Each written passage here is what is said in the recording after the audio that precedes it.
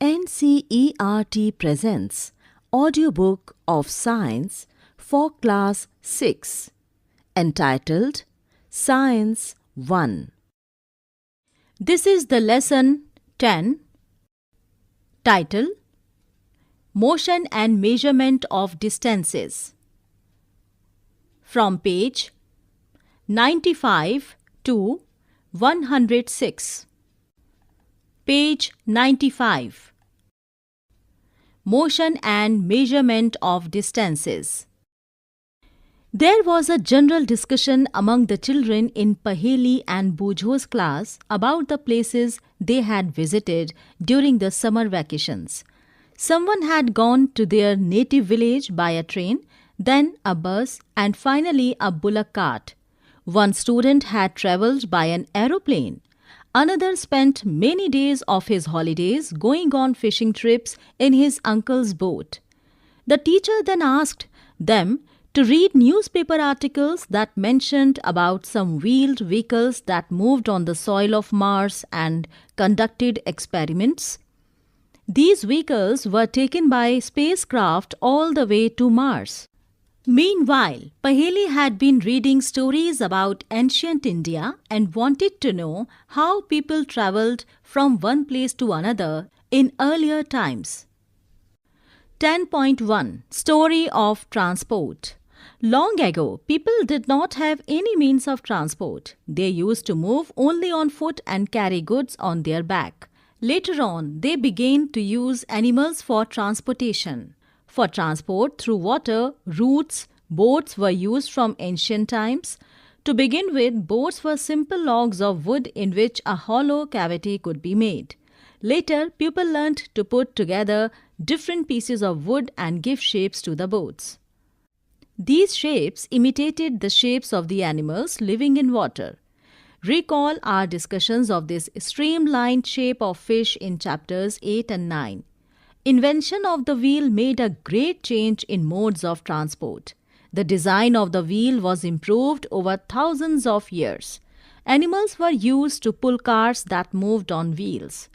Until the beginning of the 19th century, people still depended on animals, boats, and ships to transport them from place to place. The invention of steam engine led to the development of new means of transport. Railroads were made for steam engine-driven carriages and wagons. Later came automobiles such as motor cars, trucks, and buses. Figure 10.1 shows some means of transportation. Page 96. Motorized boats and ships were used as means of transport on water.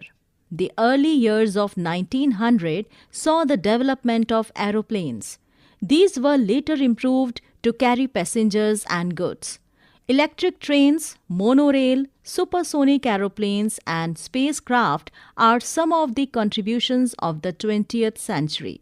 Figure 10.1 shows some of the different modes of transport. Place them in the correct order from the earliest modes of transport to the most recent.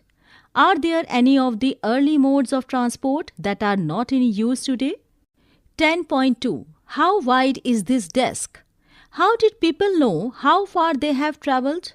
How will you know whether you can walk all the way to your school or whether you will need to take a bus or a rickshaw to reach your school? When you need to purchase something, is it possible for you to walk to the market? How will you know the answers to these questions? It is often important to know how far a place is, so that we can have an idea how we are going to reach that place. Walk, take a bus or a train, a ship, an aeroplane, or even a spacecraft. Sometimes there are objects whose length or width we need to know. In Paheli and Bujho's classroom, there are large desks which are to be shared by two students. Paheli and Bujho share one desk, but frequently end up objecting that the other is using a larger share of the desk. On the teacher's suggestion, they decided to measure the length of the desk. Make a mark exactly in the middle of it and draw a line to separate the two halves of the desk. Both Paheli and Bujo are very fond of playing gilli danda with their friends. Bujo brought a set of gilli and danda with him. Here is how they tried to measure the length of the desk using the danda and the gilli. Figure 10.2. The desk seems to be having a length equal to 2 danda lengths and 2 lengths of the gilli. Drawing a line in the middle of the desk leaves each of them happy with a half of the desk equal to a danda and a gilli in length. After a few days, the marked line gets wiped out. Bujo now has a new set of gilli and danda as he lost his old one. Here is how. The length of the desk seems to measure using the gilli and danda. Figure 10.3. Figure 10.2 shows measuring the length of a desk with gilli and danda. Figure 10.3 shows measuring the length of the desk with a different set of gilli and danda. Page 97. Hello. Now, when measured with the new set of gilli and danda, the desk length seems to be about 2 danda lengths. 1 gilli length with a small length still left out. This is less than 1 gilli length. Now what? What would you suggest Paheli and Bujo do to measure the length of the whole desk? Can they use a cricket wicket and bails to measure the length, or do you think that this might create the similar problem? One thing they could do is to take a small length of string and mark 2 points on it. This will be a string length. They can measure the width of the desk in string lengths. Figure 10.4. How can they use the string to measure distances less than the length of a string? They can fold the string and mark it into 1 by 2, 1 by 4 and 1 by 8 string lengths. Now, perhaps Paheli and Bujo can measure the exact length of the desk using the string. You would say that they should use the scale in their geometry box and solve their problem? Yes, of course. Bujo has been reading about the way people used to measure distances before such standard scales were made, and he has been trying to follow different methods of measuring distances. There are so many occasions when we come across a need to measure lengths and distances. The tailor needs to measure the length of the cloth to know if it is enough to stitch a kurta. A carpenter needs to measure the height and width of a cupboard to know how much wood he would need to make its door. The farmer needs to know the length and breadth or the area of his land to know how much seed he can sow and how much water would be needed for his crops. Suppose you are asked how tall you are. You want to tell the length of the straight line from the top of your head to the heel of your feet. How long is this room? How wide is this desk? How far is it from Delhi to Lucknow? How far away is the moon from the earth? All these questions have one thing in common. They all concern distance between two places. The two places may be close enough, like the two ends of a table, or they may be far apart, like Jammu and Kanyakumari. Let us do a few measurements to see what exactly we need to do when we measure distances or lengths. Figure 10.4 shows measuring the length of the desk with string lengths. 10.3 Some measurements. Activity 1, page 98. Work in groups and each of you do this activity one by one. Using your foot as a unit of length, measure the length and breadth of the classroom. It is possible that while measuring these, you may find some part remains to be measured as it is smaller than your foot. Use a string to measure the length of a part of your foot as you did before. Record your observations in table 10.1. Here is table given, table 10.1, measuring length and breadth of classroom. It is divided into 3 columns. One is for name of the student, second is for length of the classroom, and the third one is for width of the classroom. Now complete this table according to your observations. Activity 2. Work in a group and each of you use your handspan as a unit to measure the width of a table or a desk in the classroom. Figure 10.5. Here too, you may find that you need string lengths equal to your handspan and then fractions of this string length to make the measurement. Record all observations in table 10.2. Figure 10.5 shows measuring the width of a table with a handspan. We see that measurement means the comparison of an unknown quantity with some known quantity. This known fixed quantity is called a unit. The result of a measurement is expressed in two parts. One part is a number, the other part is the unit of the measurement. For example, if in activity 1 the length of the room is found to be 12 lengths of your foot, then 12 is the number and foot length is the unit selected for the measurement. Here is the table 10.2 measuring width of a table. It is divided into two columns. One is for who measured the width of the table and the second is for number of handspans. Complete this table according to your observation. Now study all the measurements recorded in table 10.1 and 10.2. Are all the measurements for the room using everybody's foot equal? Are everybody's measurement by handspan of the width of the table equal? Perhaps the results could be different as the length of your handspan and that of your friends may not be the same. Similarly, the length of the foot may be slightly different for all the students. Therefore, when you tell your measurement using your handspan or length of foot as a unit to others, they will not be able to understand how big the actual length is unless they know the length of your handspan or foot. We see therefore that some standard units of measurement are needed that do not change from person to person. Page 99. 10.4 Standard Units of Measurement.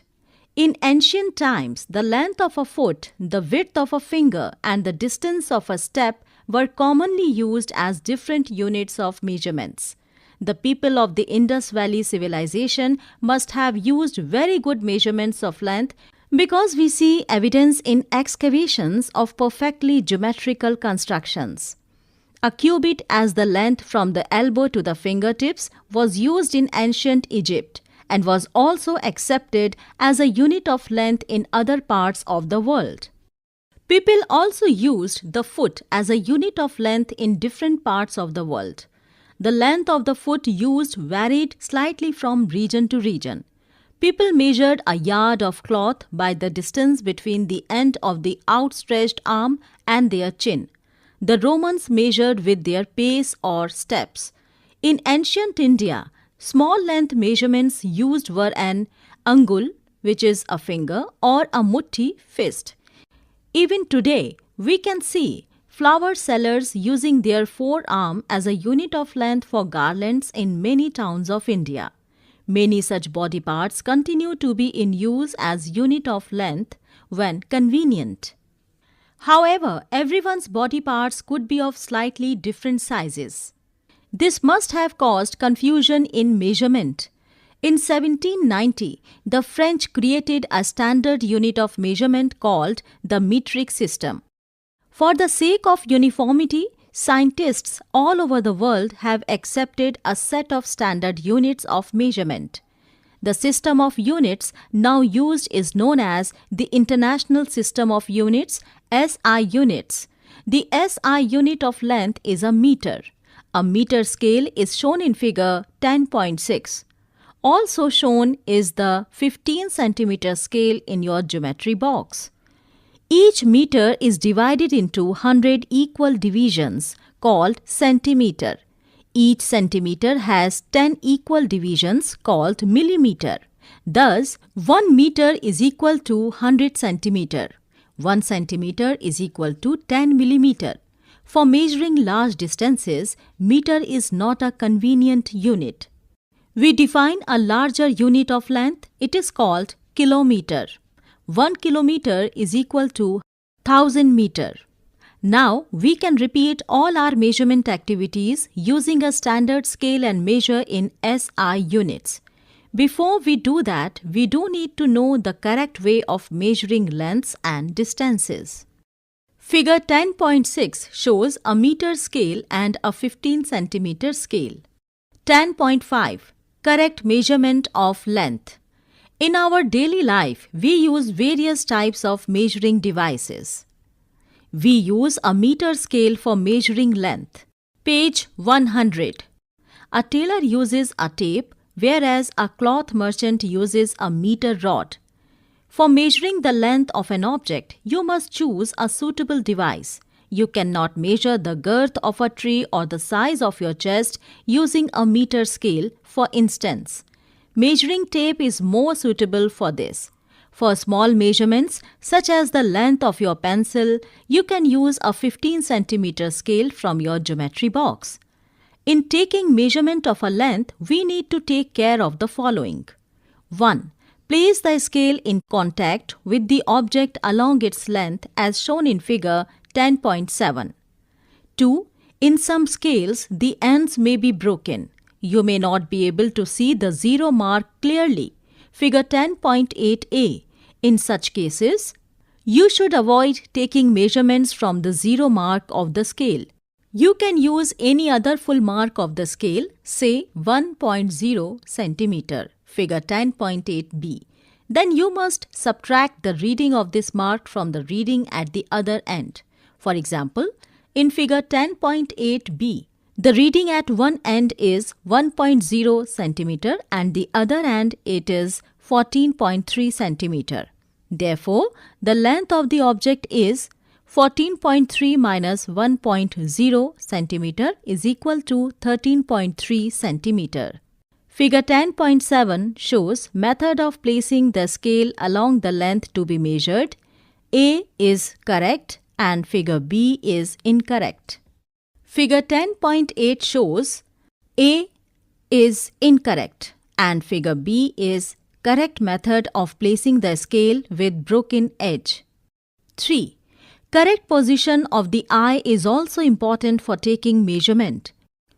Your eye must be exactly in front of the point where the measurement is to be taken as shown in figure 10.9.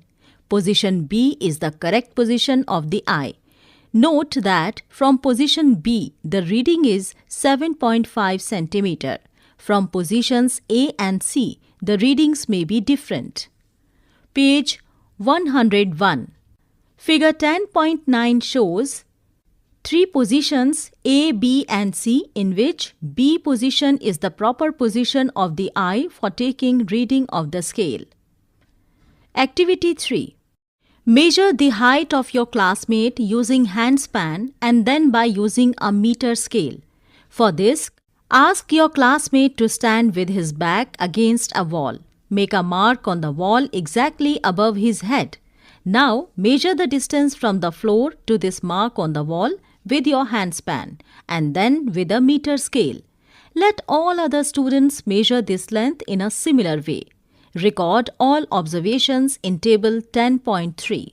Here is the table 10.3, measurement of height, which is divided into 3 columns. One is for who measured the height, second is for height in handspans, and the third one is for height in centimeter. Now complete this table.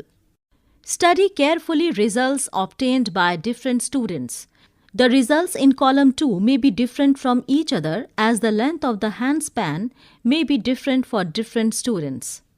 Look at the results in column 3 where the measurements are done using a standard scale. The results may be close to each other now, but are they exactly equal? If not, why do you think there is a difference? After all, everybody is using the same scale and not different handspans. This could be due to small errors in taking observations. In higher classes, we will learn about the importance of knowing and handling such errors in measurement. 10.6. Measuring the length of a curved line. We cannot measure the length of a curved line directly by using a meter scale. We can use a thread to measure the length of a curved line. Activity 4. Use a thread to measure the length of the curved line AB as shown in figure 10.10. Put a knot on the thread near one of its ends. Place this knot on the point A. Now, place a small portion of the thread along the line. Keeping it taut using your fingers and thumb, hold the thread at this end point with one hand. Using the other hand, stretch a little more portion of the thread along the curved line. Figure 10.10 shows measuring the length of a curved line with a thread. Page 102. Go on repeating this process till the other end B of the curved line is reached. Make a mark on the thread where it touches the end B. Now stretch the thread along a meter scale. Measure the length between the knot in the beginning and the final mark on the thread. This gives the length of the curved line AB. We see that we need a lot of care to ensure that we are measuring distances and lengths correctly. And we need some standard units and devices with which we measure these distances and can convey our results to others. 10.7. Moving things around us. Activity 5. Think of some objects you have seen recently. List them in table 10.4. These may include a school bag, a mosquito, a table, people sitting on chairs, or people moving about. The list may also have a butterfly, a dog, a cow, your hands, a small baby, a fish in water, a house, a factory, a piece of stone, a horse, a ball, a bat, a moving train, a sewing machine, a wall clock, or the hands of a clock. Make your list as large as you can. Which of these are moving? Which are at rest? Here is the table given, table 10.4, objects at rest and in motion. There are two columns, one is for objects at rest and the second one is for objects in motion. Items in column 1 are house, table, clock. Items in column 2 are a flying bird, seconds hand of the clock. Rest of the table is left blank. Complete this table. How did you decide whether an object is in motion or at rest? You might have noticed that the bird is not at the same place after some time, while the table is at the same place. On this basis, you may have decided whether an object is at rest or in motion. Let us look at the motion of an ant closely. Activity 6. Select a place where you find ants. Spread a large sheet of white paper on the ground and keep a little sugar on it. Ants are likely to be attracted to the sugar and you will find many ants crawling on the sheet of paper soon. For any one ant, try and make a small mark with a pencil near its position when it has just crawled onto the sheet of paper. Figure 10.11. Keep marking its position after a few seconds as it moves along on the sheet of paper. After some time, shake the paper free of the sugar and the ants. Connect the different points you have marked with arrows to show the direction in which the ant was moving. Figure 10.11 shows motion of an ant. Page 103. Each point you have marked shows where the ant moved to in intervals of a few seconds. Motion seems to be some kind of a change in the position of an object with time, isn't it? In Activity 5, where did you place objects like a clock, a sewing machine, or an electric fan in your grouping of objects? Are these objects moving from one place to other? No. Do you notice movement in any of their parts? The blades of the fan or the hands of a clock? How are they moving? Is their movement similar to that of an ant or a train? Let us now look at some types of motion to help us understand these differences. 10.8. Types of motion. You may have observed the motion of a vehicle on a straight road, march past of soldiers in a parade, or the falling of a stone, figure 10.12. What kind of motion is this? Sprinters in a 100-meter race also move along a straight track. Can you think of more such examples from your surroundings? Figure 10.12 A and B shows some examples of rectilinear motion. In all these examples, we see that the objects move along a straight line. This type of motion is called rectilinear motion. Activity 7. Take a stone, tie a thread to it, and whirl it with your hand. Observe the motion of the stone. We see that the stone moves along a circular path. In this motion, the distance of the stone from your hand remains the same. This type of motion is called circular motion. Figure 10.13 A, B, C shows some objects in circular motion. The motion of a point marked on the blade of an electric fan or the hands of a clock are examples of circular motion as shown in figure 10.13. The electric fan or the clock by themselves are not moving from one place to another, but the blades of the fan rotate and so do the hands of a clock. Page 104. If we mark a point anywhere on the blades of a fan or on the hands of a clock, the distance of this point from the center of the fan or the clock will remain the same as they rotate. In some cases, an object repeats its motion after some time. This type of motion is called periodic motion. Take the stone tied with a string that you used in Activity 7. Now, hold the string in your hand and let the stone hang from it. This is a pendulum. Pull the stone to one side with the other hand and let it go. Now, the pendulum is in motion. It is an example of periodic motion. A branch of a tree moving to and fro, motion of a child on a swing, strings of a guitar or the membrane of drums, tabla, being played are all examples of periodic motion where an object or a part of it repeats its motion after a fixed interval of time. Figure 10.14. Figure 10.14 shows examples of periodic motion. Did you observe a sewing machine as a part of Activity 5? You must have observed that it remains at the same location while any point on its wheel moves with a circular motion. It also has a needle that moves up and down continuously as long as the wheel rotates, isn't it? This needle is undergoing a periodic motion. Have you observed closely the motion of a ball along the ground? Bujo is not sure why we say that the distance of the stone from your hand is the same when we whirl it around. Can you help him understand this? Remember that the stone is held with a string. Page 105. Here, the ball is rolling on the ground, rotating as well as moving forward along the ground.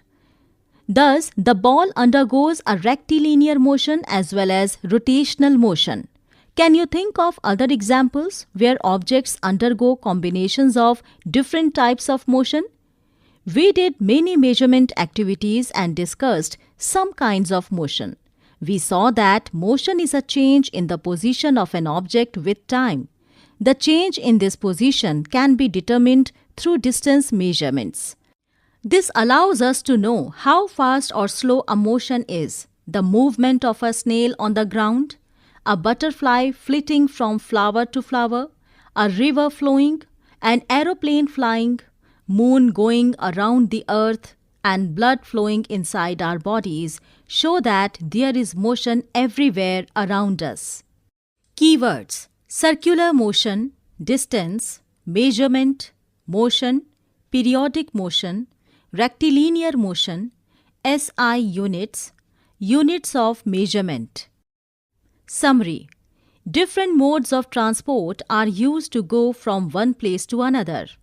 In ancient times, people used length of a foot, the width of a finger, the distance of a step as units of measurement. This caused confusion and a need to develop a uniform system of measurement arose.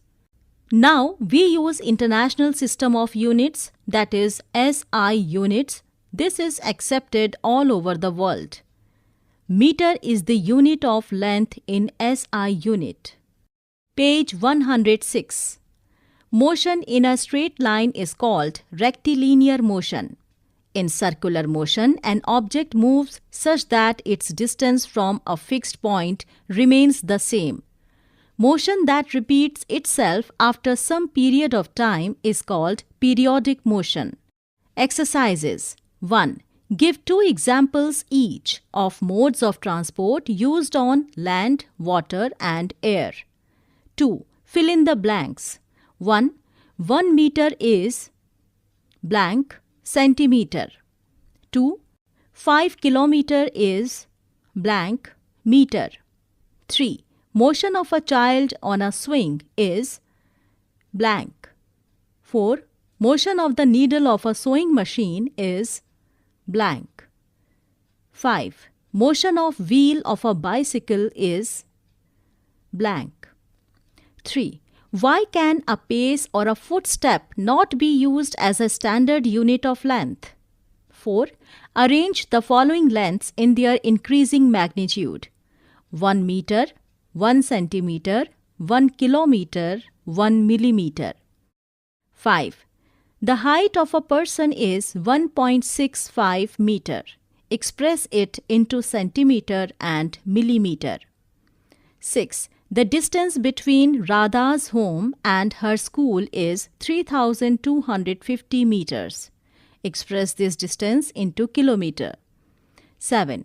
While measuring the length of a knitting needle, the reading of the scale at one end is 3 centimeter and at the other end is 33.1 centimeter. What is the length of the needle? 8. Write the similarities and differences between the motion of a bicycle and ceiling fan that has been switched on. 9. Why would you not like to use a measuring tape made of an elastic material like rubber to measure distance? What would be some of the problems you would meet in telling someone about a distance you measured with such a tape? 10. Give 2 examples of periodic motion. Suggested projects and activities. 1. Draw a map of your classroom. Roll a ball on the floor. In your map, mark the points where the ball started and where it stopped. Show also the path it moved along. Did the ball move along a straight line? 2. Using string and a scale, let each student measure the length of his or her foot. Prepare a bar graph of the foot length measurements that have been obtained for the whole class. Chapter 10 of total 16 chapters ends here.